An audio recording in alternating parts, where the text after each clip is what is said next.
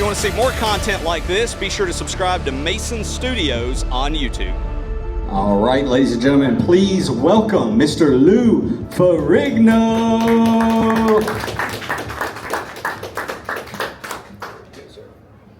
All right. Hi, everyone. Welcome to West Tennessee Comic-Con, sir. It's an absolute honor to have you here. I'm a lifelong fan of yours, from Incredible Hulk to all the way back to Pumping Iron. It was a documentary that really inspired me. 50 back years in the ago. day. Oh, was it? No, it couldn't have been that long. I'm 73, I was 23 back then. We filmed down in South Africa. Oh, you're far too young looking for it to have been that long ago, sir. Thank you, I'll pay you later. So, guys, this is how it's going to work real quick. I'm going to ask him a few questions, and while I'm doing that, I want you guys to be thinking any questions you might want to ask Lou, so kind of get those gears turning, and here in a moment I'll come around and pass the mic around to you guys for whatever questions you have. It's not every day you get to ask the legitimate Incredible Hulk a question, so get to thinking about those. So, sir, my first question for you is related to Pumping Iron. Obviously, like I said, that documentary was very inspirational to me. I think it was inspirational to a lot of people. And it was one of the things that got me and my brothers into working out and going to the gym. And I think that's the case maybe for a lot of people. So what was it for you that initially inspired you to get into fitness and bodybuilding? Well, he's talking about Pumping Iron. That was about 50 years ago. It was a docudrama I filmed with Arnold Schwarzenegger. But getting to his question, when I was very young, I lost 85% of my hearing close to birth. I had an ear infection. And then I had a severe speech impediment and overcoming diversity. So as a kid, I had to read comic book to escape the pain of, the rejection, because I was obsessed with power, because I fantasized being the Hulk, because the Hulk was the only character that didn't have a costume. You see the muscles like G versus E. And then eventually I discovered Muscle Magazine, I discovered weight training. And I took a great feeling when I started to work out, because it gave me a great sense of well-being, a great connection with power. That was my journey to go all the way to win competition and then go into the film business. So as of now, I've been working out now for 62 years. Wow, see, yeah, there's no excuses, guys, no excuses. Everybody can work out. So there was a scene, I rewatched it just the other day. It'd been a couple years since I'd seen it last, and there's a scene that I had forgot about where you were doing a photo op, and you were taking a photo with, I believe it was either like a cheetah or a leopard or some kind of a big cat, and it was Lickidoty. Were you at all like scared while doing that photo was shoot? Pumping Iron. That was in Pumping Iron, And yeah. the movie was South Africa. So what happened though, this was after the prejudging, and my father at the time said they want to take a picture of you with a cheetah. And they said the cheetah is a trained animal, right? So I said, okay, I'm sitting there with the bathing suit oiled out. Suddenly I see the trainer grab the cheetah by the collar, dragging the cheetah towards me. And I'm saying to myself, he's dragging this animal towards me, this animal gonna bite me. So anyway, in the actual film, the cheetah's sitting next to my leg, and then I'm being told to throw a pose. At the same time, the cheetah starts to lick my upper thigh. I kept looking straight ahead. I said, I hope I get out of here in one piece. But you could hear the roar of the animal. It was scary, but it was a beautiful scene. But I'll tell you, I wouldn't recommend anybody to do it. Yeah, no, you're braver than I am. I don't think I would have been brave enough to do that. Yeah. In that documentary, obviously, there's like a whole lot of competition, really. I don't know if it's so much played up for the film between you and Arnold, so I've always been curious how much of that was like genuine, like a rivalry between you and Arnold, and how much of that was maybe more, played up. It was a competition, because you got to remember this was in South Africa at the time. And there was a lot of problems with the white people down south and everything, and then there was a lot of tension going on. But at the same time, we all couldn't eat the beautiful food because we're dying for the competition. But Arnold was like my idol at the time, and then you wanted to feed each other. But it's very intense because you're down across the other side of the planet, and then you're in competition. And me, I just want to have a good time, enjoy watching the animals, and then go on stage and compete. It was a great experience because it made a lot of changes in the film industry, educating the world about bodybuilding and fitness. It'll never be duplicated again. It was a beautiful experience. Oh no, it's a great film. For y'all that haven't seen it, Pumping Iron, I highly recommend it. And not just if you're into fitness or bodybuilding, I think it's just a good documentary, just as a documentary. Like, you remove the bodybuilding from it and it's still just a great movie to watch. So obviously, the one of the big projects you're known for, Incredible Hulk. Everybody, give a round of applause for Incredible Hulk, the original TV show. Great TV show. What was your experience like working on that show, and how did you initially get cast in that role? Well, you see, at the time they were shooting Captain America, Spider-Man, and feels that the TV series that they were shooting this pilot with another actor named Richard Keel, who played George and James Bond. He's like 7'3". So one day a kid came on the set with his father, and he said to his father was like a director, and they said, "Dad, this is not the Hulk. The Hulk he doesn't look like the character in the comic book, the big muscular." So they realized they had a problem. So they did a nationwide searching call. So I went down for the audition. I won the audition because they thought it was perfect to play the part. So at the time, I was trained for the 1977 Miss Olympia competition. So I had to make a decision, either train for the competition or to skip the Hulk. So I made the decision to do it because I felt like a one-in-a-lifetime opportunity. But the interesting thing is that once I began production, I had to go through this makeup. It was a shock to me because the first time I got made up, it took like 6 hours instead of 3 hours because I had to make all the impression, the correction, the hair, the wig, all the different selection as far as like the pants, the wig, the eyes and teeth. It was like very tedious, so long. But then eventually I got into it. But it was brutal. But I'll tell you one thing, it's the best decision I ever made. Oh, absolutely. I mean, you're iconic as that character. As far as working on that show, do you have one specific memory working on the Incredible Hulk, the original TV show, that really stands out? Maybe something funny that happened or something that happened on set one day? Well, there was a scene in the second pilot had to do a fight scene with the bear. And at the time, the bear, every time I did a fight scene, I kept getting green makeup on the bear's face, and the bear's licking the green makeup. But the best part is that I had to do a scene where Bill Bixby, who plays David Banner, underwater. He gets thrown underwater. Eventually, you see him come out as the Hulk. So there's a scene I come out of the water as the Hulk, and everyone's laughing at me. And I said to myself, "Why is this so funny?" I looked down, it was like a small little river. I could see my wig floating down the river. I look like a green Kojak. Yeah. Yeah, I'm sure there was never a dull moment on the set of that show. Well, I could sit here and talk just pumping iron with you all day without even going into the Incredible Hulk. But I know all these lovely people have plenty of questions they want to ask. So here's what we'll do, guys. I'll come around, just raise your hand high up in the air, and we'll try to get to as many of you as possible. Hi, I'm Ezra, and I was wondering, after you played the Hulk, watching some of the newer actors play the Hulk, what did you think of her performance? Well, I think they're all very good actors. You got Edward Norton, you got Mark Ruffalo, and Eric Banner, who played the first one. They're all wonderful actors. But my favorite is Bill Bixby from the series. But you got different actors, and it's amazing to see the change in the development and the Hulk series, especially with the CGI and the special effect. Yes, I'll hand over here. Yes, sir. Say your name. My name is David.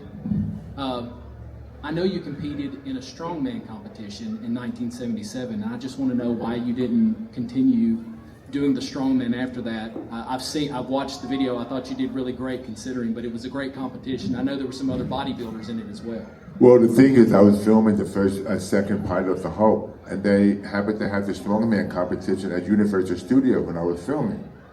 I said to myself, why not jump into the competition? Because I've always been a big fan of strongman competition. I never trained for it, but it was so much fun, and it was so tough. Because on the weekend, especially, you're competing on like 10 different events. So there was a guy named Franco Colombo. Apparently, I competed with him. Franco Colombo was on a sidekick, and there was one scene, one event that you had to carry the 410-pound refrigerator, kind of like a race. So Franco ran with the refrigerator, foot got stuck, and he tore every ligament off his knee. I came fourth. I won 2 events. But for me, I didn't want to continue because it's very, very difficult because you can hurt yourself. Because ever since I did the steel bar bend, my shoulder's never been the same since because of all the pressure. And I didn't want to increase my injury. I mean, ever since then, I was able to compete. But it was tough because today, if you look at the competition today, I mean, it's incredible what these guys do. But it does have a detrimental effect on your body because you're putting the tendon under a tremendous amount of weight. All right. Anyone else? Got any other hands? Yes, sir, right here. Change it up a little bit. King of Queens, playing yourself. How was that? The people you were playing. It was a blast. It was great because I did a movie called The Godson with Rodney Dangerfield, So one night the producers were watching the show, the movie. They said, why not have Lou come on the show with the guest to play the neighbor? Ever since I played that one episode, it became a recurring role because every day in real life I go through the same thing. People get excited and they make those remarks. But working with Kevin James, Leah Remini, and Jerry Stiller, I've learned so much because those are iconic actors. It was a great experience, but it's sad that you don't see series like that anymore. Like Seinfeld, King of Queens, it's iconic, but today is a different time era. But what I love about the show is that nobody's perfect. They make fun of themselves, and they adjust to, like fighting, funny jokes, stuff like that.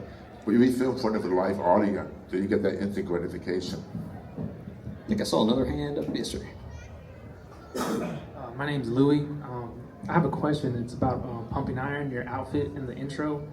They introduce you as a sheet metal worker, and you're coming out the car, and you had your flared out pants, and your shirt was tucked in. You had a watch on. It looked really big. I just wanted to know what kind of watch it was, or was that your favorite watch? Or? That's a good question because you talk about 50 years ago. I'm trying to remember the watch. Maybe it was normal at the time, but back then it probably looked big because the watches back then was small. I think it was like a Lumex watch or something. It wasn't a fancy watch, but something that I could see the big numbers. But I never liked the small watch because I could really see what time it is instead of really looking very closely. He was styling in that movie, y'all. Who else? Yes, ma'am. Hi, I'm Connie. Although I grew up on The Incredible Hulk, I had no idea you had a hearing loss. And I recently saw the YouTube video where you got one is, how did you feel about the first time you started hearing again? And what amazed you the most, the first thing that you, like music or whatever? Well, you see, my whole life I wore 2 hearing aids. And to make it very simple to explain to you is that over the years I've seen people that have cochlear implants and I've seen how much it helped their hearing, even their own speech. So I had a friend of mine one time, he ended up losing, he had perfect hearing, he ended up losing maybe a major part of his hearing in one ear. His word discrimination was like 22%. He did a lot of research and he ended up getting a cochlear implant. And it was incredible how he was able to hear, so he convinced me to do it. I was very nervous to do it. So about 3 years ago, I ended up getting to receive a cochlear implant. And once you receive the implant, it works with the brain waves. You have to work at it as far as like the words, the sound, to adjustment. It put me in a higher elevation compared to hearing aids because hearing aid gives you a lot of sound, normal volume, stuff like that. But cochlear gives you the clarity you can't get from a hearing aid.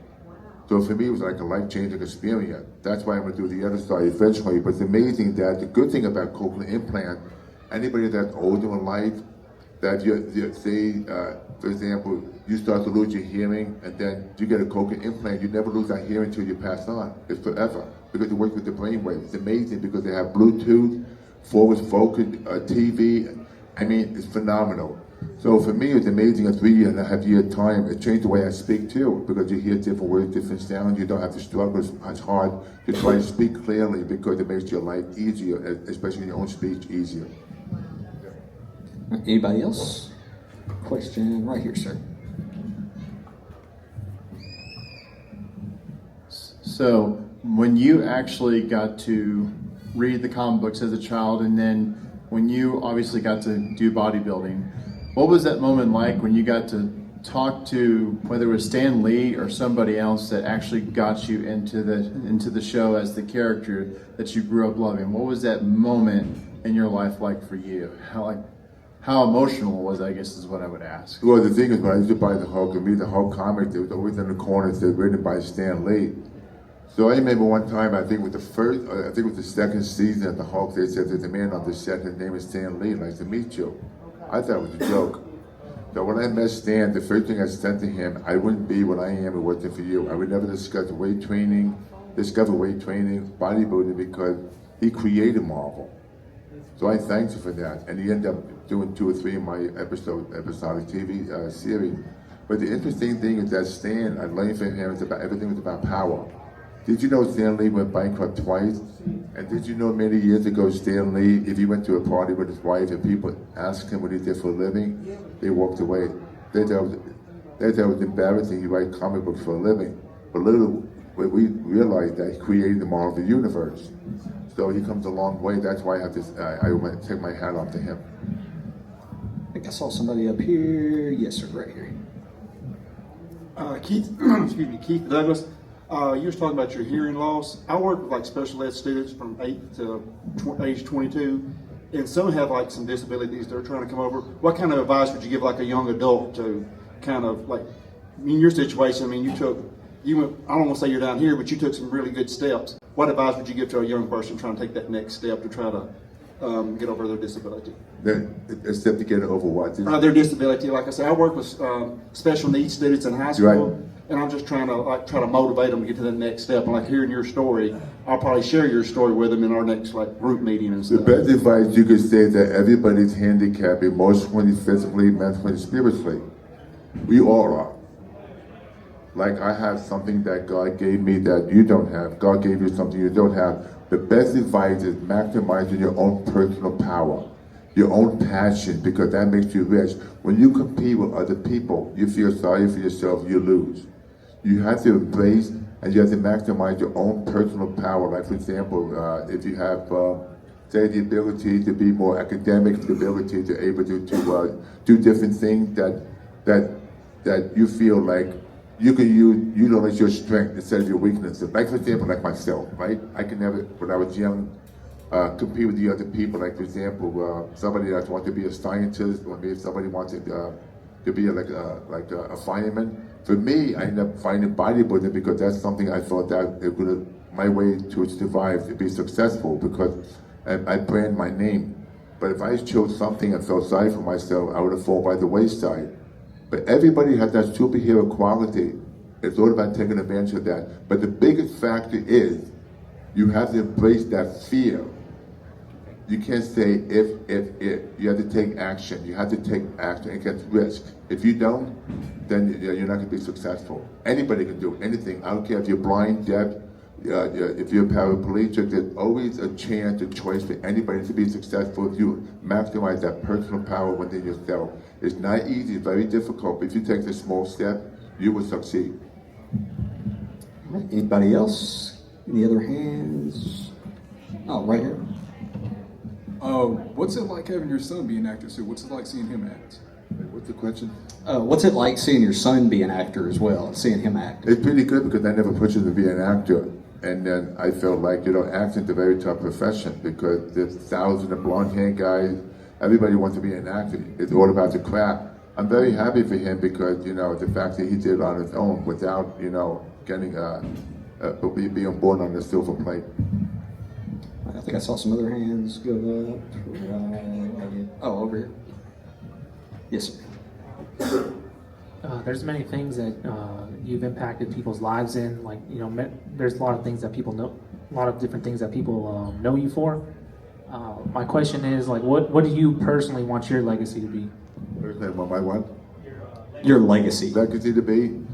The fact that I motivated so many people, like the fact that they can have a better life if they take action as far as like an ambassador to promote better hearing, and that be true to yourself, and basically do the good things in life and avoid the bad things. Yes, sir. Lou Ferrigno, I just want to say thank you for coming to Jackson, Tennessee for the West Tennessee Comic Con. I'm Kian. I've been watching you ever since you were on the CBS Sports Spectacular on the World's Strongest Man competition, and also on the Incredible Hulk on CBS a long time ago. I've got a two-part question for you, okay? One is on the first episode of the Incredible Hulk, and also the second question is about the movies with Stanley. My first question to you is on episode 1 when Bill Bixby was Dr. David Barron. He was performing the experiment of a lifetime, trying to find out how to get extra strength, because here so many people got extra strength to come out near life experiences. And then when he performed the experiment a lifetime, nothing happened. So one rainy night, he was leaving, and then he found out he had a flat tire. He had to pull over the side of the road. He gets on, he's thunder, it's lightning, he's getting wet. He has to change his front tire, it's the left tire. He goes to the back, he's mad, he gets the tire, and then he jacks the tire up, he jacks the car up to get the tire, and then all of a sudden, he accidentally bends the bar, and then he's mad, and then he hurts his hand. So then he starts changing from an ordinary person to the Hulk. So my first question to you is, what was it like to come to have the transformation from an ordinary human being to the superhero? And then the second question is, we want to say thank you to the late great Stan Lee for creating all these characters: Spider-Man, the Incredible Hulk, Fantastic Four, the Avengers, everybody. My second question to you is, what was it like to be in a movie with Stan Lee in a cameo appearance? Well, getting to your first question, it was beautiful because it was like a good Dr. Jekyll and Mr. Hyde fashion, where, for example, like, we all get angry, frustrated, but that's one of the most famous scenes because of the fact that he felt helpless, but he was so angry that because what happened to his wife, she got killed, and he's so angry, especially with the gamma rays, that it triggers some cells in his body to become the Hulk. What I loved about the fact that he goes from David Banner to my physique. It wasn't a cartoon, it wasn't like a fake statue, it was the real thing. That's why it made it believable, because you see the body, you see the muscles, the vein popping, bending the iron, turning over the car. That was so exhilarating because it was real, believable. The second question about Stan Lee, when I did the cameo with Stan, I was so honored because everybody in the theater, every time they showed that movie, people clapped. Because they know, they respect with how long what Stan Lee we came from. Because when the Hulk came out for the first time on TV, Spider-Man, Captain America fails as a TV series. My show was like the pioneer to open all the doors you see today. That's why people remember that, because in my time when I first began the Hulk, I never told people never talk about reading comic books, but today that you have a comic book convention, now you have what you call a pop culture convention, but how everything evolutionized over the 50 years. But still today, that's why every time you see a Hulk episode, every country in the world embrace the Hulk because they have that superhero connection. When they get angry, the Hulk does the things we want to do, but which we can do in public. Thank you so much. Yes, sir. I'm Daniel. Question I've got for you. When you were competing against Arnold, who is your favorite bodybuilders of your day? And what do you think about what the IFBB has become today? What's your personal opinion? Well, in my time, I first learned about Steve Reed, he played the original Hercules. When I went to see the movie, Steve Reed, when I saw him pull down the two pillows, I said, that's what I want to be like, because he was the epitome of strength. The way he looked, he was handsome, he was powerful, masculine. The IBB today, I think, is phenomenal, because I think today to compete, just to be an IBB champion, it's incredible, because today you have the Olympia competition, you got like 20 guys. Every one of those guys could win the competition, but the one who's in the best shape win. But it's very difficult today because today competitors, they can't show any flaws. Like the prejudging, you can see the striations in the glutes, the lower back. It's tough. The hardest thing about being a bodybuilder today, we're a bodybuilder, it's a diet and training, and you have to be in shape. You have to be in the best shape to 1 day of the year to compete. You have the posing, the mental attitude, the training, the tanning, everything. So it's very tough today. That's why the price today is over almost $1 million now. In my time, when I competed with Schwarzenegger pumping iron, first prize was $750. That's my food bill for 2 weeks. But think about it. But back then, when I competed, I liked it because it was more symmetrical. Today, it's not the bodybuilder's fault. They have to come out as thick as they can be. And it's tough because only one guy wins the competition. Nobody likes to be second or third. These ladies right here have a question? Yeah, I can ask one. My name is Osi, and I wanted to know, what do you have planned for your future going forward? Well, I got 5 films coming out. It's a horror film. There's one film called The Hermit. I play a cannibalistic pig farmer. I make beef jerkies out of people. I've got an action movie coming out. I have a comedy, a whole bunch of stuff. I'm reinventing myself because, every actor today, they have to reinvent yourself because there's so many movies being made. But I'm doing good quality movies because I would like to move people, affect people, and give a message. So every show typically has actors that have those moments in a show where it's the most emotional, the ones that are hard for them to just how do I say this? When they look back on it, they remember it because it was so deep and heartfelt. Whether it's the end of the show or as an episode that focus on something entirely just that that was deep for them or their audience. And I was going to ask you, what episode was that for you? Even though the Hulk is already very much in deep thought about just the thing of anger. So, what episode would you say was the most emotional for you? I would say the first episode, especially. Do you remember the first episode? Yes. Okay, the woman's name was Susan Sullivan. She played the doctor with David Banner. The most emotional, like I never really was a trained actor, but at the end when she dies in my arm, I had to let out that roar and show the pain that I lost her. It was the love. And I just bawled out, almost crying, and let out a scream and roar because I couldn't use any dialogue because the whole doesn't speak. So I had to translate that in emotional roar. That was very emotional for me because you're mourning a dead person. Anybody else? Any other questions? I had one. As far as working in that green makeup on Incredible Hulk, did you have any challenges working in that? Or did it cause any maybe skin irritation or anything? No. It was tough because I had to be the first one on the set. And it took like 3.5 hours. You're talking about using appliances on the face and the nose. They had to use spear gum glue to make it look believable. And then they greased the whole face with grease makeup. And the body was 4 coats in makeup. They had to use like a ball of clay. They had like a spray bottle with water they just rub it in. It wasn't what you have today with the spray paint fashion. And then the wigs, the eyes, the teeth.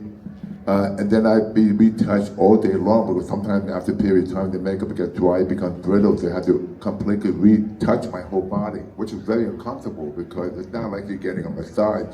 You're just getting you're feeling like you're getting, you go in the ocean, you're getting rubbed in with beach sand. It's very rough. It's not comfortable. And it's funny sometimes when I take a shower completely to remove all the makeup, I feel like, I remove all the makeup. And the next day I'll be in the gym working out with a tank top and I start to sweat. I see the green come through the pores. And the other bodybuilders will say, listen, you got green on your back. But you sweat it out. Yeah. And my toenails will be green for like 6 months. I couldn't remove the green from the toenail because it's staying the toenail. So that's the only adverse reaction from it. Yes, sir. You have a question? Hey there. My name is Jonathan. I'm wondering if you ever took anything from the set and still have it today. You mean from the set of the Hulk?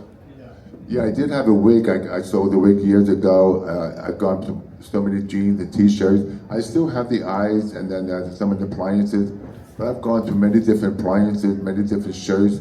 The makeup is easy to find. It's pancake makeup from Germany. That's easy to buy. It's like a green-based pancake makeup.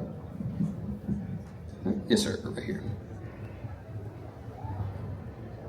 On average, how much time did it take in shooting to do one episode, and then also how long did it take to do a whole season? What kind of time was invested on your end for doing an episode and then just doing a whole season?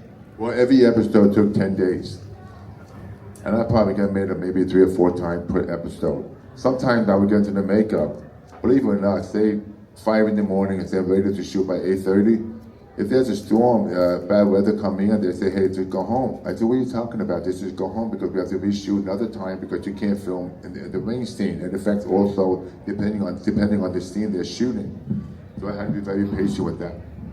Hey, my name is Randy. There at the end, what were you making on each of your episodes, if you don't mind me asking? Not very much. I was making scale, maybe when I first began the show, maybe $1,500. Other actors making a lot more, but back then, I didn't have a very good agent. But then over time, my salary increased, but I just loved the project, I loved the role. And the unfortunate thing is that even till today, I got 0 from the merchandise. Yeah, a lot of actors, not just myself. That part of the studio. But today I think it's very different because I think you have all these A-list actors, they receive good royalties. But that changed over the years from the actors fighting with Screen Actors Guild that we just very better royalties instead of having 0. Yeah, that's unfair. I think Lou should have got all the money for it. Yeah. Did someone else have a question? Oh, you had one too. Yes, sir. Is there any funny stories that you can remember being on the set of Michael Jackson's Liberian Girl? I trained Michael for many years. When I did this set, Liberian Girl, I really never interacted with Michael because a lot of the scenes they shot, Michael wasn't there. So they had a camera go to different actors, you know, having a conversation. But Michael was a dear friend of mine. So I trained him late at night. He would come to my gym late at night, 10 o'clock, because he wanted some privacy to work out. He can't go to a gym. They'll drive him insane. But he came to me, and then we became good friends because I love his passion for music. He loved my passion for exercise, and we became good friends. And it's sad how he passed on, but he was a very interesting guy. Amazing. And it's funny, sometimes he comes to my house 10 o'clock at night, right? And he said to me, he has a mask on. And he said, I don't like people staring at me. I said, Michael, the light's out, it's dark, my dog is sleeping, he doesn't even know you're here. Take the mask off. I know. One time he left his shoes in my gym, and I think the housekeeper threw it away. I should have kept it. He had beautiful dancing shoes. So that's the only thing I regret. But he was hilarious. We had so much fun over the years, and then it's amazing that where he come from, what kind of a person he was. He was just a genuine person. A lot of people may not realize this, but you also voiced the character of the Hulk in many of the MCU projects. What was that process like as opposed to playing live action? Yeah. It's very difficult because they wouldn't tell me about the script. They would give me certain lines and some words to say, but I was by myself in the recording room. You have to make it believable because you don't have another actor to act the scene with. It's all by yourself. Like voice acting, you have to be very creative. I remember when I did the War, and did the Hulk voice, I probably lost my voice for 3 days because you have to use it from the deep inside your chest, like the bellow of your voice. It was tough because eventually you just lose your voice. Yep. Yes, sir. Right here. So when you were doing the Hulk, was there ever a villain that you wanted to fight? Like, of all of Hulk's antagonists, which was one that you were wanting to see in the series to fight? Well, in the series we had Thor, Daredevil, and then I would say I wanted something that's equal to the Hulk, more like the Thing. Because they didn't have anybody big as me at the time to play a different villain.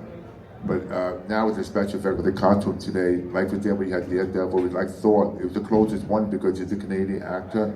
He was a big guy. I enjoyed that because just he's almost equal in power. I would say maybe like Iron Man character or something like that. But today they can do it because of the CGI. When you get to work with Bill on the original Incredible Hulk, do you have any really good memories of working with him on the project? With who? With Bill Bixby. Bill was great because when I first went on the series, he took me under his wing because I didn't know anything about acting. I used to watch him. I loved him because he did other series like The Magician, The Courtship of Eddie's Father. He was a very seasoned veteran actor, so I learned watching him. I used to watch him all the time. He had a great memory, how he delivered lines from the script, and the way he acted. And the poor guy gets beat up all the time. I'm the one who smashed the thing. He's the one that's getting beat up. He had knee injuries, foot injuries, but getting thrown around like a raggy doll. So it was great. But Bill, we became very close, and it was like a second father. How did they pull off those effects when they were doing the transformation scenes? I assume, were they pulling clothes over your muscles as you were flexing, or were you just really flexing through the clothes and ripping them as you transformed into the Hulk? Well, they used another guy, a bigger guy, in post-production, second production, close-up. I never did any of the shirt ripping. They used someone else close. You can't tell if it's me or the other person, so they did they removed the seam from the shirt and they tear it. And like for example, you see the shoe expanding over the feet, the dungaree splitting by the hamstring. All that was the second unit shooting. Gotcha. Those are all iconic shots. We probably have time for just a couple more questions, guys. Anybody else got anything they'd like to ask Lou before we get him out of here? Anybody? Yes, sir.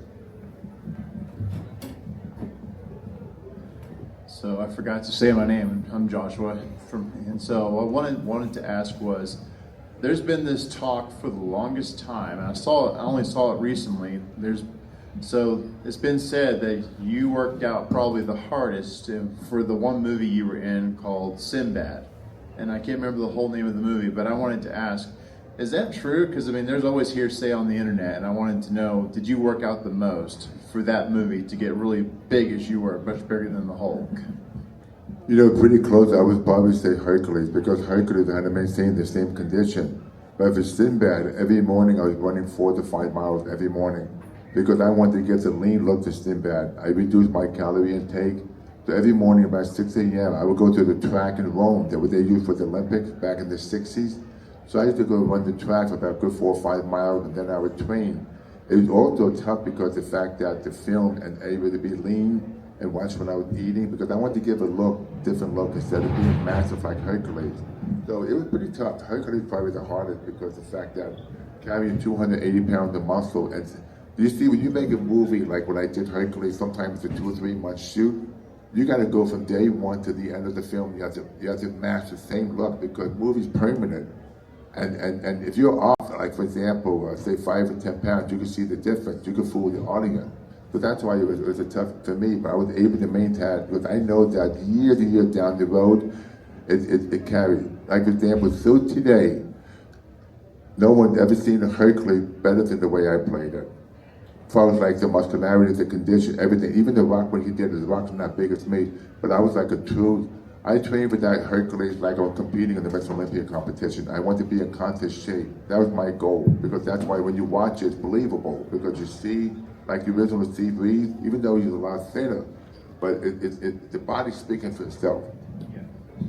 What's your opinion on the transition that the Hulk has gone through currently with the current MCU, how he went from, and obviously the 2008 Edward Norton film, he was just a pure rage monster, and then now he's kind of become like Professor Hulk or Smart Hulk. What's your opinion on that transition of the character? You know, it changed. You have to go with the flow because that's what people want to see, because I'm a favor of the series. But now with the CGI, all the change, we have to just go with the flow. That's what people want to see in that direction. But you know, like for example, Spider-Man evolutionized, but they came back with the 3 Spider-Man, then they went back to the original concept. They could change, but it's amazing today. It's like you have so many different superheroes. Yeah, I'm still holding out for a Hulk movie featuring Eric and Edward and Mark and get all of them together. I think they'd be great guys, don't y'all? Yeah. We probably have time for maybe one more question. Yes, ma'am. Hello, I'm Erica. I just always want to know who chose that music for the Hulk, because it is haunting. Music for the Hulk? For the ending, the music. The music for the ending of the Hulk, yeah. I think the guy's name was Joseph Harnell. He did the music. Joseph Harnell. And especially at the ending when Bill walked away with the duffel bag. And then, you know, you could feel for him, like, yeah. It's a beautiful music.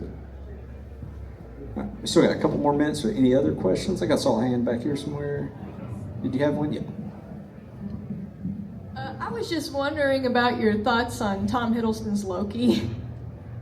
My thoughts about what? On Tom Hiddleston's Loki. Your opinion on Tom Hiddleston's Loki character in the MCU? I'm not familiar with that, no. You're talking about a new character? Thor's brother, Loki. Has the scepter, the bad guy in Avengers. Oh, I love him. I think his name is Tom something. Tom Hiddleston. Yeah, he's a great English actor. I love that character because he's able to play funny too. Because I went to do Atlanta, Georgia years ago to do a small cameo they never used in the film. But I had a chance to spend a few hours with him. He's a wonderful actor, but I love the scene with the Hulk hits him like he said, puny God. I like that transition, but he played that well. Yes, puny God. So, in the 2003 Hulk, the Eric Bana Hulk, I had read years ago that they used Lee Priest as they modeled the body for the Hulk after Lee Priest.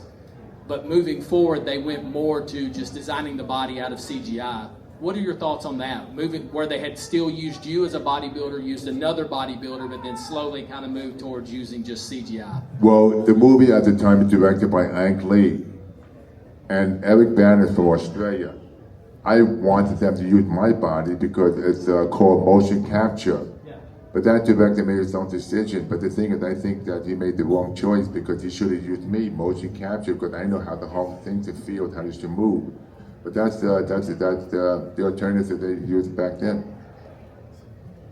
Hi, Elsie again. I want to know, would you consider cosplaying or dressing up as a Hulk using today's makeup? So, would you consider dressing up as the Hulk using like today's makeup? Because makeup technology, I'm guessing, has advanced over the years. So is that something you would consider doing nowadays, is getting back into if I was filming the TV series now, I probably wouldn't even need the makeup because they could do CGI make me green instead of human flesh. And it's so different because, I'll tell you a funny story. One time I had to do this long scene. This was a show called Married. They had this huge fan propeller to create a storm. They had a scene that had to run maybe 200 yards. It was a storm. I had these blue jeans on. I remember I did the scene twice. You're running, I have the contact lens, the hair. I'm keeping my head down because you have all this windstorm blowing in my face. So after it was finished, I said, this is a wonderful, fantastic scene. It's believable. I go to my motorhome, right? Half the makeup taken off. The director comes in, we have to reshoot the scene. I said, wait a minute, what do you mean reshoot the scene? He said, you had the wrong color jeans on. I had to get finished made up again. I had to literally reshoot that entire scene again. Yeah, but funny today, there's so many things with CGI, you won't even need the green makeup. That's why today when I see the Hulk, to me, it's improving. At the beginning, too cartoonish look. But nothing like the real Hulk. So, yeah, it got to give and take. All right, guys, we'll probably have time for just one more. Anybody got a last minute question? Anybody? I'll take the last question then. So when you obviously cameoed in the Ang Lee Hulk film, and then you cameoed again in the Incredible Hulk, and you played a security guard in both films, was that something that was planned? Like, did they come to you and say, hey, we want you to be a security guard in Incredible Hulk because you played one in Ang Lee's Hulk, or how did that come about? That's something that I pushed for. I wanted to be in the film. And I knew that to be in the film, they offered me that chance. I didn't want to say no to it because I wanted to be part of it because like the original Adam West who played Batman, he was not in the new Batman movie. And I felt that because when I'd done as a Hulk becoming a successful theater to be part of it, that's what they offered me at the time. I was hoping they would offer me a bigger role than that, something that has more has to do with the character. I was very excited to be part of it. But it's funny that today with the studio system to directors, everybody has different opinion. At the time you do the series, you still have the same co-stars, you have the same studio, but things change it. And sometimes they make mistakes, sometimes they don't make mistakes. But walking out with Stan Lee basically stole the whole movie. Oh yeah, no, that's an iconic shot right there. I was definitely pointing at the screen when they came walking out. Last thing is just maybe let everybody know where they can follow you, if you have any other things you want to plug or mention, but maybe where they can follow you on social media. Yeah, my social media is real Lou Ferrigno, Facebook, Instagram, and I just want to say all of you, embrace your passion, maximize your health because you only live once, enjoy every day, and thank you so much for coming. I'll be at the table later. Thank you, thank you, thank you. Huge round of applause for Lou Ferrigno, everybody. Yeah.